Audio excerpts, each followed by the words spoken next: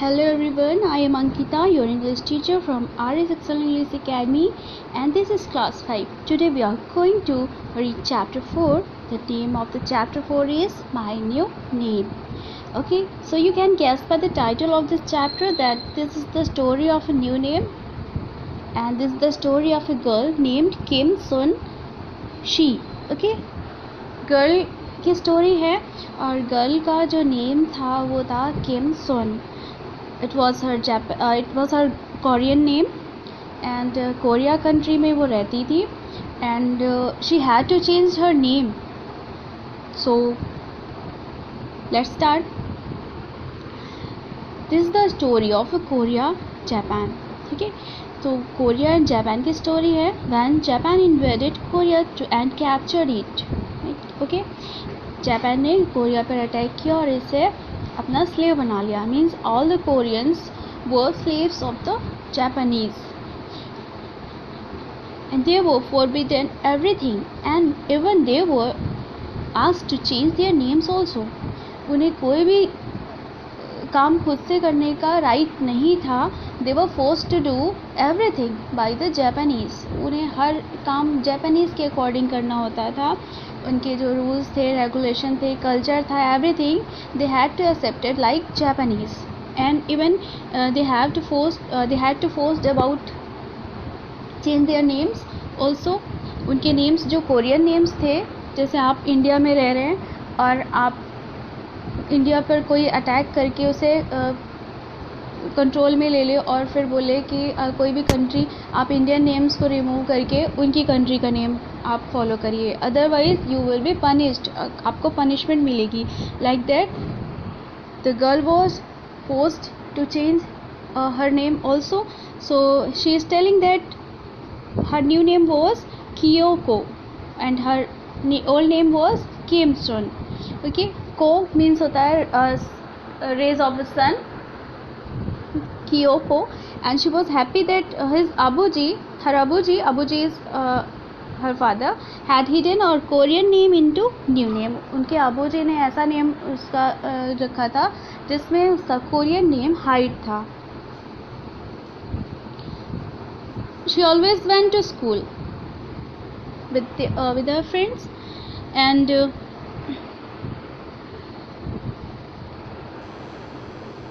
all the Korean friends were also forced to change their names. जितने भी Koreans थे सभी को उनका नेम चेंज करने को बोला था. So there were a lot of confusion when they called by their old names and they have to call their new names. उन्हें न्यू नेम्स बुलाना पड़ता था उनके, बट उन्हें क्या रिमेंबर थे, उनके ओल्ड नेम से उन्हें लर्न करते थे. उन्हें ओल्ड नेम्स ही उन्हें लर्न थे, बट उन्हें फोर्स किया जाता था कि वो उनके न्यू नेम से उन्हें आस्क करें, न्यू नेम से उन्हें कॉल करें. So one day she was in the school and also her teacher was also confused about it. उनकी टीचर जब किसी का न्यू नेम लेती थी तो बच्चे भूल जाते थे कि उनका न्यू नेम है क्या. तो दे वर कन्फ्यूज. बस उनकी जो क्लासमेट्स का रियल नेम्स था वो आपस में ही इतना अच्छे से अडॉप्ट नहीं कर पा रहे थे उस चीज़ को लेकर के. वो अपने फ्रेंड्स का भी न्यू नेम भूल जाते थे कि उनके फ्रेंड का न्यू नेम क्या है. टीचर्स को भी बहुत ज़्यादा कन्फ्यूज़न होती थी, but there teachers supported them a lot of. One day a Japanese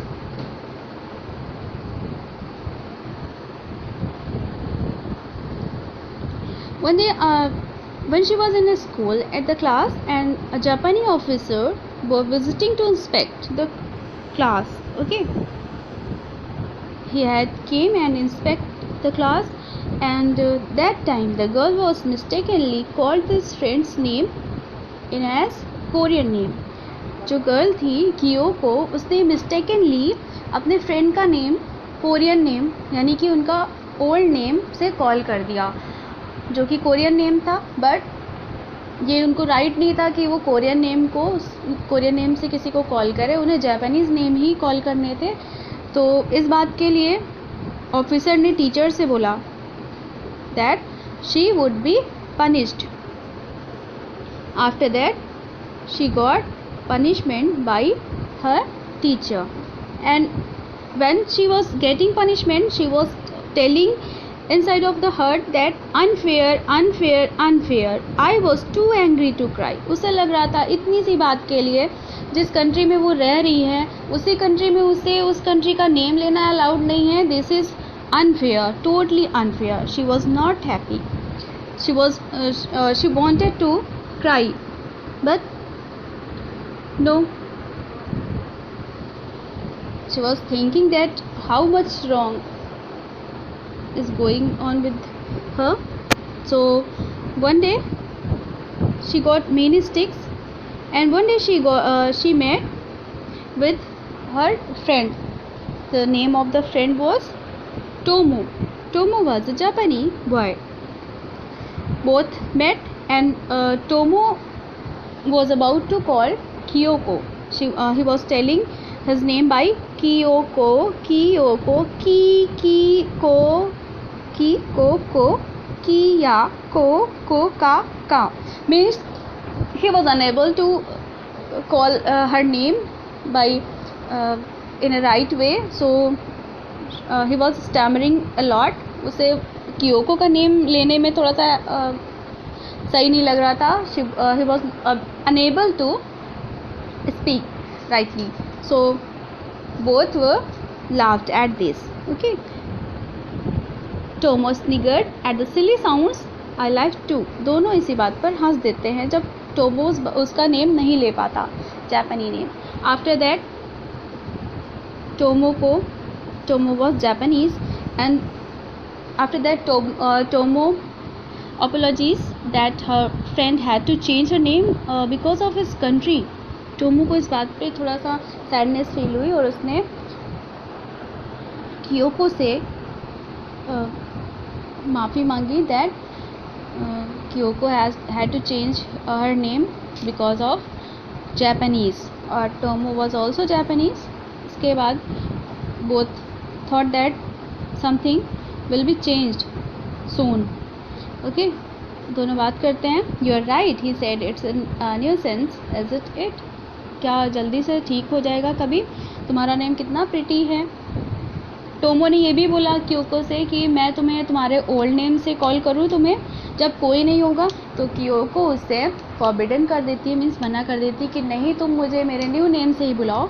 otherwise अगर कभी तुम मुझे अकेले में बुलाओगे मेरे ओल्ड नेम से तो तुम्हारी हैबिट वही रहेगी और तुम सबके सामने भी मुझे ओल्ड नेम से ही बुलाओगे, जिससे कि तुम्हें भी पनिशमेंट मिल सकती है. And both were worried about it. After that the lesson ended here.